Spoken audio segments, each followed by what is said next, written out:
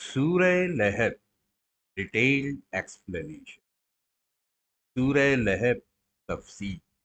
تو اس ویڈیو میں ہم سورہ لہب کا پورا ایکسپلینیشن ڈیٹیل میں بتائیں گے اور سورہ لہب کی تفسیر بیان کریں۔ تو دیکھیے، جیسا نام سے ظاہر ہے، تو یہاں پہ یہ لفظ لہب جو آیا ہے، یہ اصل میں حضور صلی اللہ علیہ وسلم کے ایک چچا کا ایک نام تھا۔ مطلب اصلی نام نہیں تھا، بلکہ اس نام سے وہ پہچانے جاتے تھے، ابو لہب کے نام سے۔ تو اس صورت میں، یعنی سورہ لہب میں، ابو لہب اور ان کی بیوی، ان دونوں کے اوپر لعنت بھیجی گئی ہے، اور یہ پوری صورت جو ہے انہی کے مظالم اور ان کے انجام سے متعلق ہے۔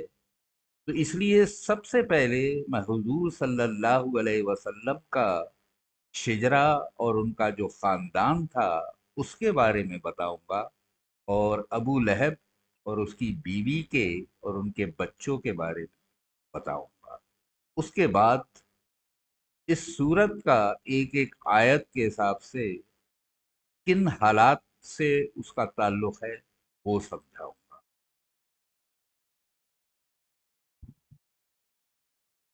دیکھیے، یہ سورہ لہب ہے، تو اسی کے بارے میں، سورہ لہب کے بارے میں یہ ویڈیو بنانے جا رہا ہوں، جس میں 5 آیتیں ہیں۔ یہ دیکھیے، 1، 2، 3، 4 اور یہ 5، یہ 5 آیتیں ہیں۔ اور یہ سورت جو ہے، یہ قرآن میں اس کی ترتیب جو ہے 111 ہے، 111ویں نمبر پہ ہے۔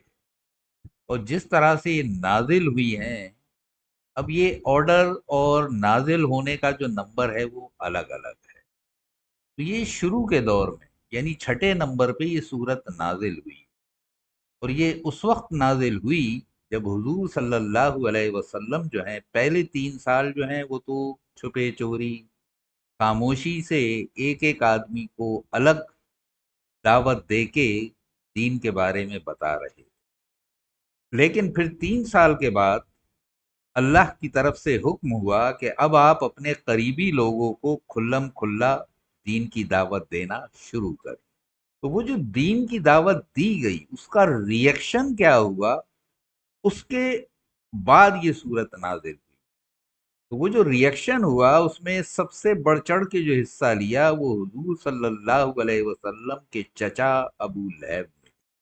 یعنی یہ حضور صلی اللہ علیہ وسلم کا سب سے بڑا دشمن، اور اس کے ساتھ میں اس کی بیوی، اس کی بیوی بھی حضور صلی اللہ علیہ وسلم کی سخت دشمن تھی۔ حالانکہ اس وقت یہ چچا کا رشتہ بھتیجے کا ایسا تھا کہ اس کا بڑا اہتمام کیا جاتا تھا۔ حالانکہ عرب میں اس وقت ساری برائیاں تھیں، بت پرستی ہوتی تھی، کسی کا کوئی کردار نہیں تھا، لوگ جھوٹ بولتے تھے، زنا کرتے تھے، خون خرابہ کرتے تھے، بے ایمانی کرتے تھے، لوٹ مار کرتے تھے۔ لیکن ہاں، اپنا جو نسل ہے اس کا وہ ہمیشہ ساتھ دیتے تھے، اور خاص طور سے جب کسی کا باپ جو ہے اس کا انتقال ہو جائے، اس کا جو بھی قریبی رشتہ دار ہوتا تھا، چچا، دادا وغیرہ، وہ اس کا ذمہ داری لیتے تھے، اور وہ اس کا سب سے زیادہ خیال کرتے تھے، وہ ہمسایہ کہلاتے تھے۔ تو یہ بھی چچا ہونے کے باوجود جس طرح سے اس نے دشمنی کی، تو اسی سلسلے میں یہ صورت نازل ہوئی ہے۔ تو سب سے پہلے میں حضور صلی اللہ علیہ وسلم کی فیملی اور ابو لہب کی فیملی کے بارے میں بتاؤں گا۔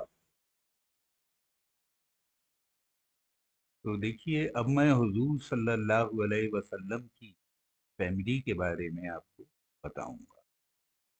تو حضور کے والد صاحب کا نام عبداللہ تھا، اور ان کی والدہ کا نام آمنہ، اور ان کے دادا کا نام عبد المطلب تھا، اور دادی کا نام فاطمہ، اور ان کے پردادا کا نام ہاشم تھا، اور پردادی کا نام सलमा था।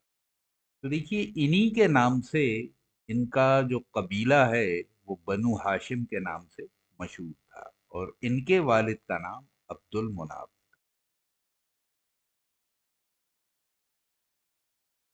तो यहाँ पे देखिए ये फैमिली ट्री मैंने दिखाई है।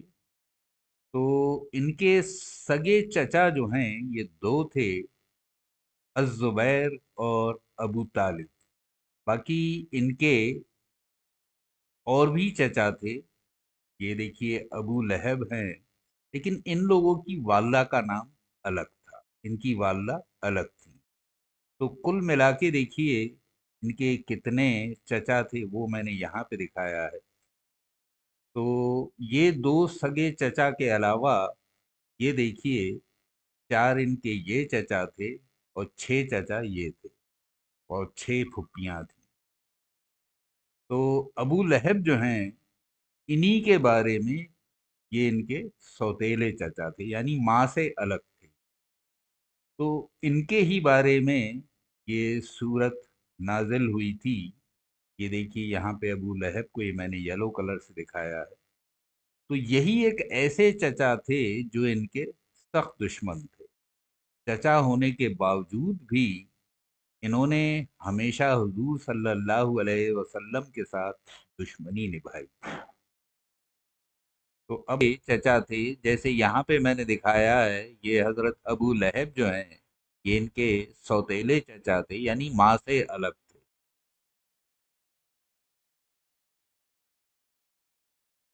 तो यहाँ पे देखिए अब ये दो सगे चचा हो गए, और ये चार जो हैं इनके सौतेले चचा थे। इसके अलावा भी इनके छह और चचा थे और छह फुप्पियां थी।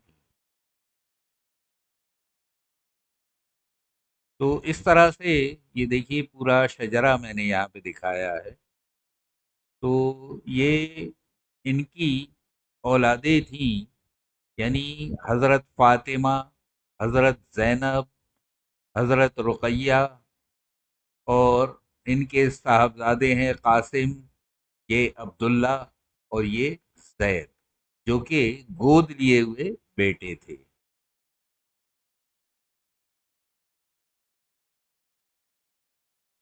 तो यहाँ पे देखिए मैंने दिखाया है कि हुजूर सल्लल्लाहु अलैहि वसल्लम की किन किन लोगों से शादियां हुई, उनकी अज़दवाजी कैफियत क्या थी, उनके वालिद के नाम क्या थे, किस दौरान ये आपके साथ रहीं, इनकी तारीख का, पैदाइश का साल क्या था, इनकी वफात का साल क्या था, वो यहाँ पे दिया हुआ है।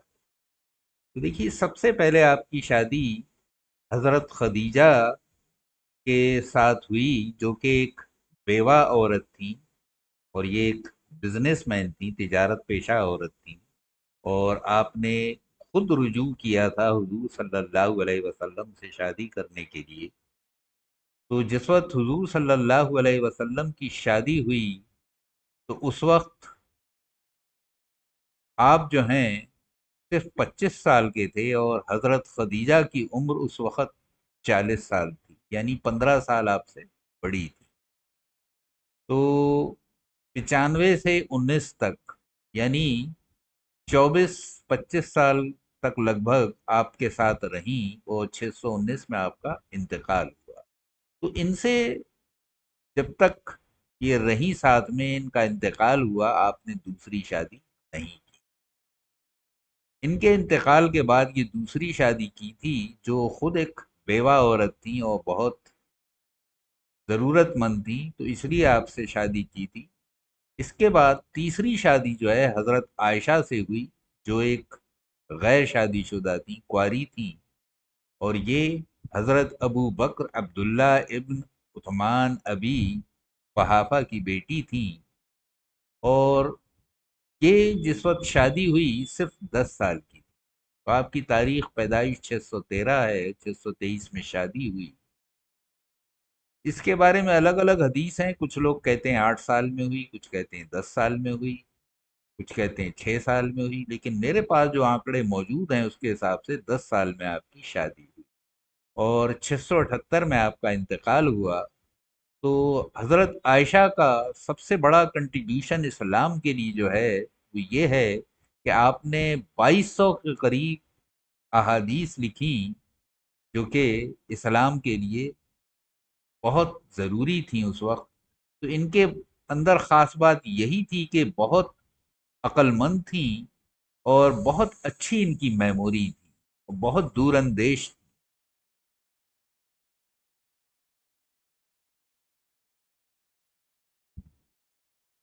تو یہاں پہ میں نے چارٹ دیا ہے آپ کے بچوں کا. تو حضرت خدیجہ سے دیکھیے، یہ اوپر کے جو 6 بچے ہیں یہ حضرت خدیجہ سے پیدا ہوئے، جس میں حضرت قاسم، حضرت زینب صاحبہ، رقیہ صاحبہ، ام کلثوم صاحبہ، فاطمہ صاحبہ اور عبداللہ صاحب. تو یہ 2 بیٹے تھے اور 4 بیٹیاں تھیں. حضرت ابراہیم جو ہیں یہ ماریہ القبطیہ کے بیٹے تھے، اور حضرت زید ابن حریثہ یہ ایک لپالک تھے، یعنی حضور نے ان کو لے کے پالا تھا. تو یہ بچوں کے تفصیلات ہیں. اب اس میں خاص بات کیا ہے کہ آپ دیکھیں گے قاسم صاحب صرف 3 سال کی عمر میں انتقال ہو گیا تھا، عبداللہ صاحب کا 4 سال میں، اور ابراہیم صاحب کا صرف 2 سال میں انتقال ہو گیا تھا. تو حضور صلی اللہ علیہ وسلم کی جو نسل چلی وہ بیٹیوں سے چلی ہے. تو زینب صاحبہ جو ہیں یہ بھی دیکھیے 30 سال کی عمر صرف رہیں. رقیہ صاحبہ یہ 23 سال رہیں. حضرت ام کلثوم یہ صرف 27 سال رہیں، اور فاطمہ صاحبہ جو ہیں یہ 27 سال رہیں. اب ان کے میں کس طرح سے شادیاں ہوئیں وہ آپ کو بتاؤں گا. تو دیکھیے زینب صاحبہ کی شادی جو ہے وہ ابو العاص سے ہوئی. رقیہ صاحبہ کی پہلی شادی عتیبہ سے ہوئی جو ابو لہب کے بیٹے تھے، اور ان سے طلاق کے بعد حضرت عثمان سے ہوئی. اور کلثوم صاحبہ جو ہیں ان کی بھی پہلی شادی عتبہ سے ہوئی جو حضرت ابو لہب کے بیٹے تھے. اور دوسری شادی یعنی پہلے طلاق کے بعد ان کی شادی بھی رقیہ صاحبہ کے انتقال کے بعد حضرت عثمان سے ہوئی. اور فاطمہ صاحبہ کی شادی حضرت علی سے ہوئی. تو اب میں آپ کو بتاؤں گا ہمارے پیارے نبی صلی اللہ علیہ وسلم کے چچا کی فیملی کے بارے میں، جن کی وجہ سے خاص طور سے یہ آیت نازل ہوئی، یعنی ابو لہب. تو ابو لہب حضور صلی اللہ علیہ وسلم کے سوتیلے چچا تھے، یعنی ماں سے الگ تھے. دادا جو ہیں حضور کے وہ ان کے والد تھے، مگر ماں الگ تھی. تو ان کا اصلی نام تھا عبد العزا، یعنی سلیو آف عزا. تو عزا جو ہے اس وقت شکتی کی دیوی سمجھی جاتی تھی، یعنی طاقت کی دیوی. تو یہ اس کے پرستار تھے. اور یہ عبد المطلب جو کہ حضور صلی اللہ علیہ وسلم کے دادا تھے انہی کے بیٹے تھے، لیکن والدہ کا نام ان کے لبنہ تھا، لبنہ بنت حجر. تو یعنی یہ خزا ٹرائب سے ان کا تعلق تھا، یعنی ان کی والدہ کا. اور خزا ٹرائب جو ہے وہ بھی اس وقت کی بڑی جانی مانی فیملی تھی. ایک ایسا قبیلہ تھا، خزا قبیلہ جو ہے وہ خانہ کعبہ کی دیکھ بھال کیا کرتا تھا. تو یہ بھی ایک بہت مشہور معروف فیملی سے تعلق رکھتی تھیں. تو اب میں بتاؤں گا ان کے بیوی اور بچوں کے بارے میں. تو ابو لہب کی بیوی کا نام اروا تھا، اور ان کو ام جمیل کے نام سے جانا جاتا تھا، اور یہ حرب کی بیٹی تھی. تو حرب جو ہیں یہ بھی امیہ قبیلہ جو ہے اس کے سردار تھے، اور ابو سفیان کی یہ بہن تھی. اور ان کے جو بچے ہیں وہ دیکھیے یہ 6 تھے، 3 لڑکے تھے، 3 لڑکیاں تھیں. لڑکے تھے عتبہ، عتیبہ اور معتب. اور لڑکیاں تھیں درہ، عزا اور خالدہ۔ عتبہ اور معتب جو ہیں یہ ابو لہب کے انتقال کے بعد ایمان لے آئے تھے، اور بیٹیوں میں درہ جو ہیں یہ ابو لہب کے انتقال کے بعد ایمان لے آئی ہیں، اور انہوں نے حدیثیں بھی لکھی، اسلام کی یعنی کافی خدمت بھی کی ہے۔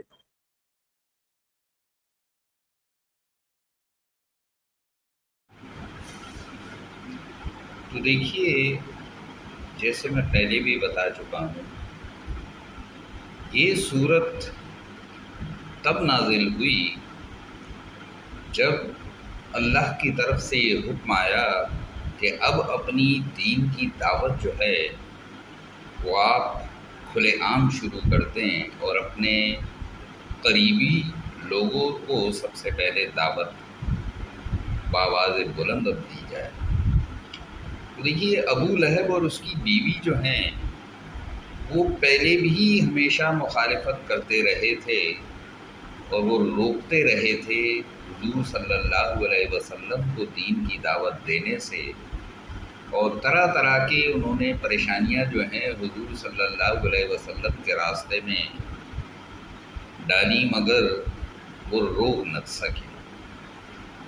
حد یہ ہے کہ ابو لہب جب حضور صلی اللہ علیہ وسلم لوگوں سے یہ کہتے تھے کہ ایک اللہ کو پہچانیں اور اسی کی عبادت کریں، تو وہ لوگوں سے کہتا تھا یہ جھوٹا ہے، اس کی بات مت ماننا، یہ آپ کو اپنے آبائی دین سے دور کرنا چاہتا ہے، یہ ہمارے ان الہوں کا دشمن ہے، اس کی بات قطعی نہ ماننا۔ اور پیچھے پیچھے ان کے جاتا تھا اور طرح طرح سے پریشان کرتا تھا۔ حد یہ ہے کہ کچھ روایتیں ایسی بھی ہیں، کچھ حدیثیں ایسی ہیں جس میں آیا ہے کہ وہ حضور صلی اللہ علیہ وسلم پہ پیچھے سے پتھر مارا کرتا تھا جب وہ دین کی دعوت دینے جاتے تھے، اور اس کی بیوی جو ہے وہ اس قدر دشمنی رکھتی تھی، اس قدر حسد رکھتی تھی حضور صلی اللہ علیہ وسلم سے، کہ اس کے گلے میں ایک بہت قیمتی ہار پڑا رہتا تھا۔ وہی کہتی تھی کہ میں یہ ہار بیچ کے بھی خرچ کر دوں گی اگر کوئی ان کو اس سب کام سے روک دے۔ یعنی وہ اپنا جو قیمتی ہار جس پہ اس کو بڑا ناز تھا، جو بہت قیمتی تھا، وہ بھی اس کے عوض میں خرچ کرنے کو تیار تھی۔ اور اس کے علاوہ وہ روز، حالانکہ بہت بہتر خاندان سے دونوں کا تعلق تھا، بہت نفیس قسم کے لوگ تھے، مگر وہ حضور صلی اللہ علیہ وسلم سے دشمنی نکالنے کے لیے اپنے سر پہ خود لکڑی لے کے آتی تھی، ایسی جس میں کانٹے ہوں، اور اس کے وہ جھاڑیوں کے کانٹے یا لکڑیوں کے کانٹے جو ہیں وہ حضور صلی اللہ علیہ وسلم کے دروازے کے باہر بچھا دیا کرتی تھی کہ حضور صلی اللہ علیہ وسلم یا ان کے متعلقین جب گھر سے باہر نکلیں تو ان کے پیر زخمی ہو جائیں۔ اس قدر دونوں دشمنی رکھتے تھے، اور 3 سال تک دین کی دعوت کا سلسلہ جو ہے وہ خاموشی سے چلتا رہا تھا۔ 3 سال کے بعد حضور صلی اللہ علیہ وسلم کو یہ حکم آیا تھا کہ اب بآواز بلند آپ یہ بتا دیں کہ ایک ہی اللہ کو مانیں اور اسی کی عبادت کریں اور بتوں کی پرستش نہ کریں۔ جب یہ حکم آیا تو حضور صلی اللہ علیہ وسلم وہاں پہ جو پہاڑ تھا، صفا پہاڑ، وہاں اس وقت طریقہ یہ تھا عرب والوں کا کہ جب کوئی مصیبت ٹوٹتی تھی تو وہ اس پہاڑ پہ چڑھ کے اعلان کیا کرتے تھے۔ تو حضور صلی اللہ علیہ وسلم بھی صفا پہاڑ پہ صبح صبح چڑھ گئے اور وہاں سے انہوں نے آواز لگائی، واہ صباحا واہ صباحا، اس کا مطلب یہی تھا کہ صبح کی آفت، صبح کی آفت۔ تو یہ جب اعلان کیا جاتا تھا تو لوگ سمجھ جاتے تھے کہ کوئی مصیبت جو ہے ہمارے اوپر آنے والی ہے اور اس سے ہمیں آگاہ کیا جا رہا ہے۔ تو جب لوگ جمع ہوئے اور وہاں پہ بھیڑ لگ گئی تو حضور صلی اللہ علیہ وسلم نے پوچھا کہ اے عرب کے لوگوں، یہ بتائیے کہ اگر میں یہ کہوں کہ کوئی لشکر پہاڑ کی دوسری طرف ہے اور وہ ہمارے اوپر حملہ کرنے والا ہے تو آپ یقین کریں گے؟ تو لوگوں نے کہا بالکل یقین کریں گے، آپ امین ہیں، آپ نے آج تک کبھی جھوٹ نہیں بولا۔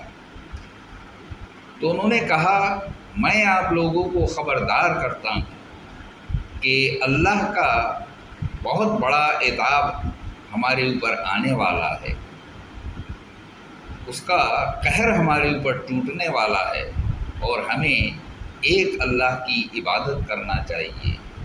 ان معبود جن کی آپ عبادت کر رہے ہیں ان کی عبادت چھوڑ دینا چاہیے۔ بس اتنا جو کہنا تھا، لوگ وہاں سے چل پڑے، اور ان کا جو سگا چچا تھا ابو لہب، اس نے کہا تیرا ناس جائے، تو نے اس لیے ہمیں یہاں پہ بلایا تھا، اس لیے جمع کیا تھا، یہ بتانے کے لیے۔ اور کچھ روایتیں تو یہاں تک ہیں کہ اس نے مارنے کے لیے پتھر اٹھایا۔ بس پھر کیا تھا، لوگوں کی دشمنی جو ہے حضور صلی اللہ علیہ وسلم سے اور بڑھ گئی، اور ابو لہب جو ہے وہ تو بس اس کے بعد سے آپے سے باہر ہو گیا۔ حضور صلی اللہ علیہ وسلم کا گھر سے نکلنا اس نے مشکل کر دیا تھا۔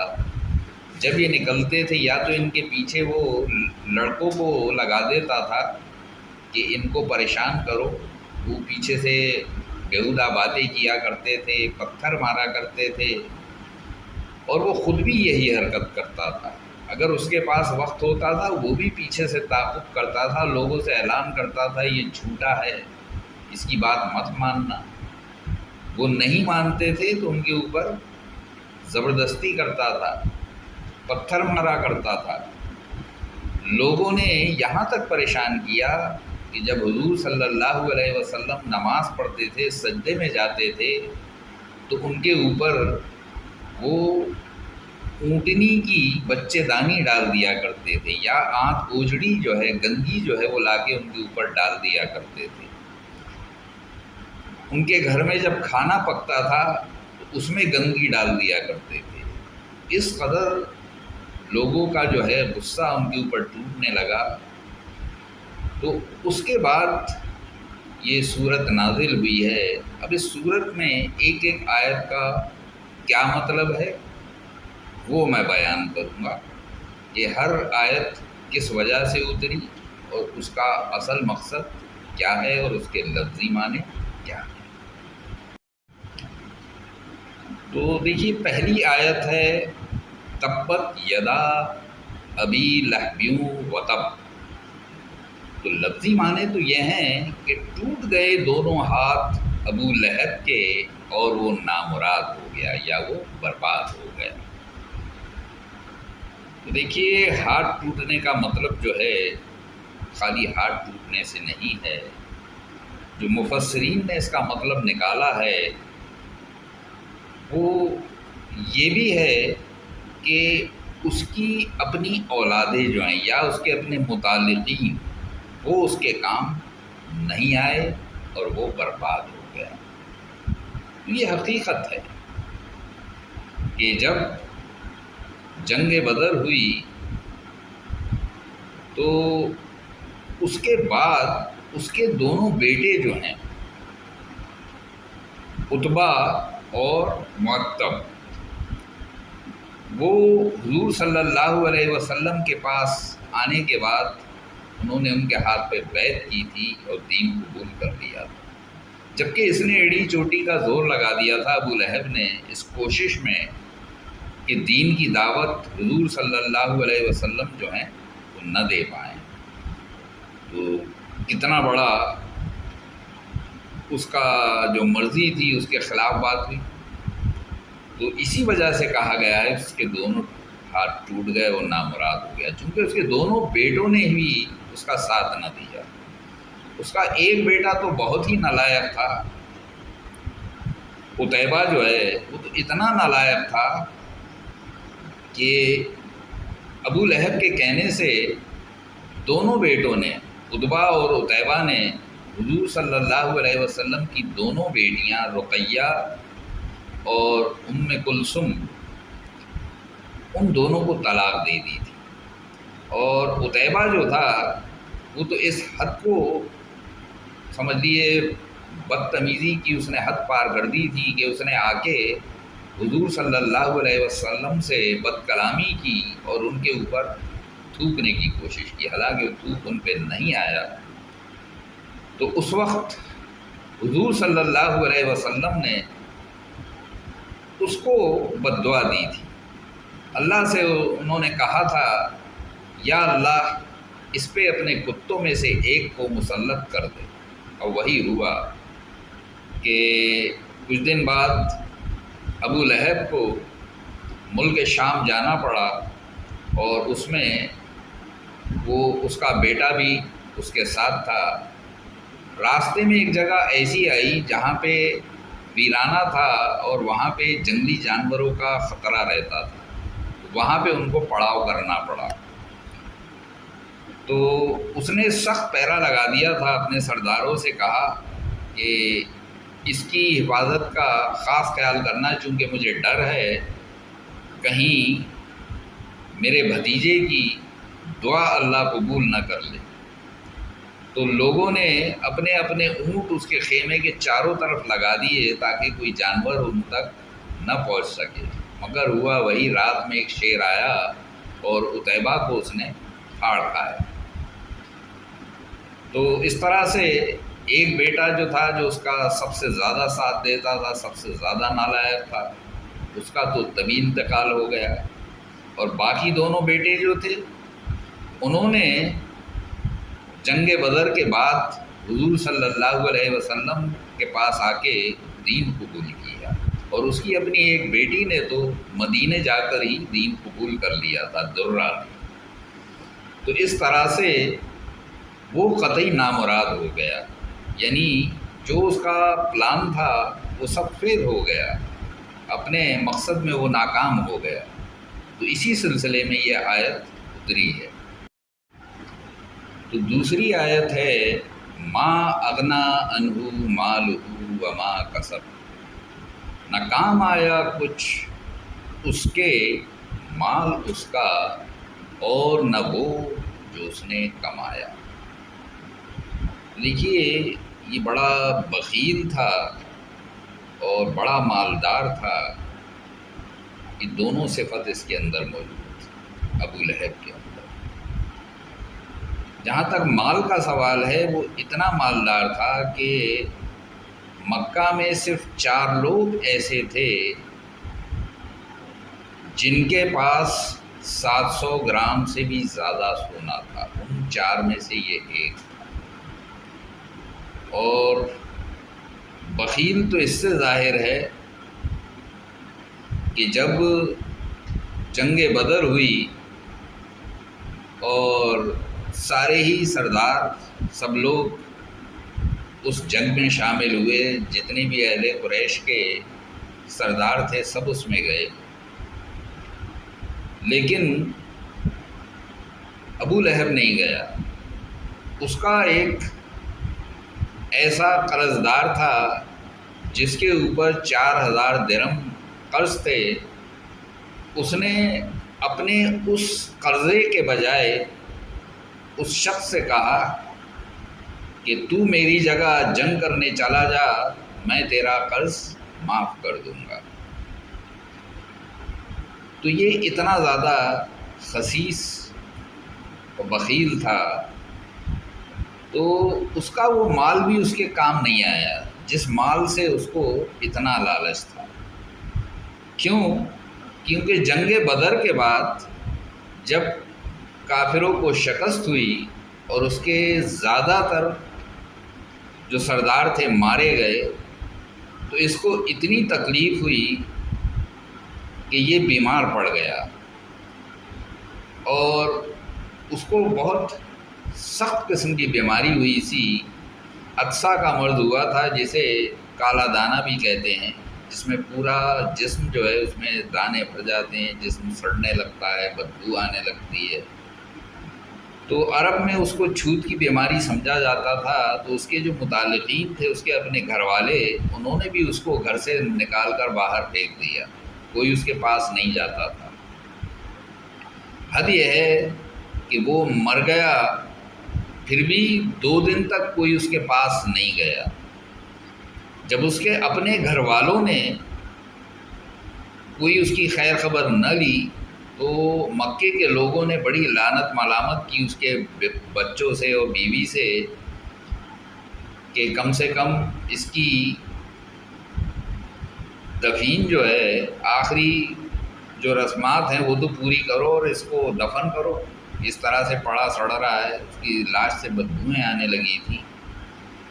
تب اوروں کے لعنت دینے کے بعد اس کے جو بیٹے تھے، انہوں نے کچھ حبشیوں کو پیسہ دے کے یہ کہا کہ اس کو کسی گڈھے میں دبا دو، تو وہ لوگ بھی اس کے پاس نہیں گئے۔ انہوں نے لمبی لمبی لکڑیاں لیں اور ایک گڈھا کھود کے اس کو دھکیل کے اس میں لے جا کے گرا دیا، اور اوپر سے پتھر اور مٹی اس کے اوپر ڈال دی۔ تو یہ اس کا حشر ہوا۔ تو اس کا جو مال تھا، جس پہ اس کو ناز تھا، وہ اس کے کسی کام نہ آیا۔ تو اسی سلسلے میں یہ آیت نازل ہوئی تھی۔ تو حالانکہ نہ آیا، یعنی کہ پاسٹ کی بات ہے، لیکن یہ پیشن گوئی تھی کہ اس کے ساتھ ایسا ہونے والا ہے۔ سَيَصْلَىٰ نَارًا ذَاتَ لَهَبٍ، یعنی ان قریب جا پڑے گا وہ لپٹیں مارتی ہوئی آگ میں۔ تو لہب کا مطلب ہی ہوتا ہے دمکتا ہوا آگ کی طرح، اور اس کو لہب ٹائٹل جو ملا تھا، اس کا اپنا نام جو ہے عبد العزیٰ تھا، یعنی عزیٰ کا غلام یا عزیٰ کا بندہ۔ تو یہ نام ایسا تھا کہ قرآن میں اس کا شامل کرنا جو ہے وہ مناسب نہیں سمجھا گیا، تو اس لیے اس کو اس صورت میں بھی لہب کے نام سے پکارا گیا ہے، جو کہ اس کا تخلص تھا۔ یعنی لوگ اس کو اس نام سے مشہور کیے ہوئے تھے، لوگ اس نام سے جانتے تھے، اس کا اپنا اصلی نام جو ہے عبد العزیٰ تھا۔ تو اس میں اسی کے لیے پیشن گوئی کی ہے کہ یہ دوزخ کا ایندھن بنے گا۔ یعنی دوزخ میں کیا ہے؟ لپٹیں مارتی ہوئی آگ ہے، اس میں یہ جلے گا۔ یعنی یہ دوستی ہے، یہ طے ہو گیا تھا کہ یہ اتنا نالائق ہے، اس کو علاوہ دوزخ کے اور کچھ نہیں ملنے والا ہے۔ اس آیت کا یہی مطلب ہے۔ امرأۃ حمالۃ الحطب، اور اس کی بیوی بھی اٹھائے پھرنے والی ایندھن۔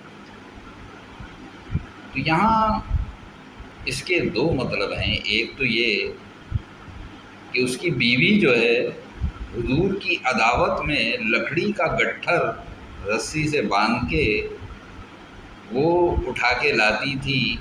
وہ اپنے کسی اس کو نوکر پہ بھروسہ نہیں تھا، اس لیے اتنی مالدار ہونے کے باوجود وہ کانٹوں سے بھری لکڑیاں جو ہیں وہ باندھ کے اپنے سر پہ اٹھا کے لاتی تھی، اور وہ صبح ہونے سے پہلے ہی جو ہے ان کے دروازے کے باہر حضور صلی اللہ علیہ وسلم کے دروازے کے باہر بچھا دیا کرتی تھی تکلیف دینے کے لیے۔ تو ایک تو اس کی وجہ یہ ہے کہ اس لیے اس کو اس نام سے پکارا گیا ہے کہ جو ایندھن اپنے سر پہ ڈھوتی تھی۔ دوسرے اس کا مطلب یہ ہے کہ وہ بھی گناہ میں ابو لہب کی طرح بہت آگے نکل چکی تھی، چونکہ اس نے بھی حضور کے ساتھ ظلم کیے، وہ بھی نافرمان تھی، وہ بھی اللہ سے دور بھاگنے والی تھی۔ اللہ کی دعوت کے مخالف تھی، تو اس لیے دوزخ کا ایندھن اسے بھی بننا تھا۔ تو اسی لیے یہ آیت نازل ہوئی ہے کہ اس کی بیوی بھی ساتھ میں اس کے جو ہے وہی حشر ہوگا جو ابو لہب کا ہوگا، یعنی وہ بھی دوزخ میں جائے گا اور یہ بھی دوزخ میں جائے گی۔ فی جیدہا حبل من مسد، اس کے لفظی معنی تو یہ ہیں اور اس کی گردن میں ہوگی رسی مونج یا کھجور کی پتیوں کی بنی۔ تو اس کے جو معنی ہیں وہ یہ کہ نمبر ایک تو یہ کہ وہ جس طرح سے گٹھر باندھ کے لے کے جاتی تھی، اس کا جو آخر ہوا وہ اسی کی وجہ سے اس کا انتقال ہوا۔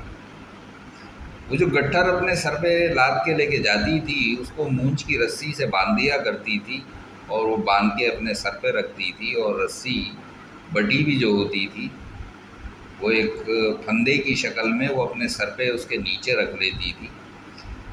تو وہ ایک دن وہ گٹھر جب لاد کے لے کے جا رہی تھی تو اس کو ٹھوکر لگی، وہ گٹھا جو ہے رسی کا وہ ایک گڈھے میں جا پڑا، اور اس کا جو پھندا تھا جو سر پہ رکھتی تھی وہ اس کی گردن میں جا پڑا اور اس کو پھانسی لگ گئی، اور وہ اسی طرح ختم ہو گئی، وہیں پڑی رہی وہ، کسی کو پتہ بھی نہیں چلا۔ وہ جنگل سے چونکہ لکڑی لاتی تھی تو وہیں راستے میں یہ حادثہ ہوا اور اس طرح سے اس کا انتقال ہوا۔ دوسرے، اس کے گلے میں وہ جو سونے چاندی کا ہار تھا، بہت قیمتی ہار تھا جس پہ اس کو بہت ناز تھا، تو اس کو وہ اس کے گلے کا طوق بن جائے گا۔ دوسرا مطلب یہ ہے، یعنی اس کو جب جہنم میں ڈالا جائے گا وہاں وہ آگ میں جھلسے گی تو اس کا جو وہ ہار تھا وہ اس کے گلے کا طوق بن جائے گا، یعنی اس کا گلا جو ہے اس طرح سے جام ہو جائے گا، یعنی وہ ہل ڈل بھی نہیں سکے گی، اور وہاں پہ بھڑکتی آگ میں وہ اسی طرح جلتی رہے گی اور اس کا یہ انجام ہوگا۔ تو دنیا میں بھی اس کا انجام برا ہوا اور آخرت میں بھی اس کا انجام برا ہونے والا ہے، اس کی پیشن گوئی کر دی گئی۔ تو یہ پوری اس صورت کا مطلب تھا جو میں نے بیان کیا، لفظی مطلب بھی، اور اس کے پوری تفسیر کیا ہے وہ بھی بیان کی۔ انشاءاللہ پھر ملاقات ہوگی۔ اللہ حافظ۔ صبر اسلامک فاؤنڈیشن۔ اگر آپ کو ہمارا چینل پسند آئے تو پلیز سبسکرائب کیجیے، لائک کیجیے اور بیل آئیکن دبانا نہ بھولیں۔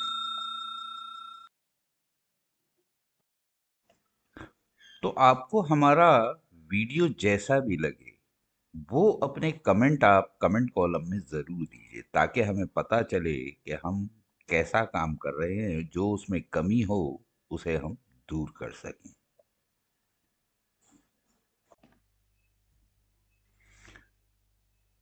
Please visit our channel again.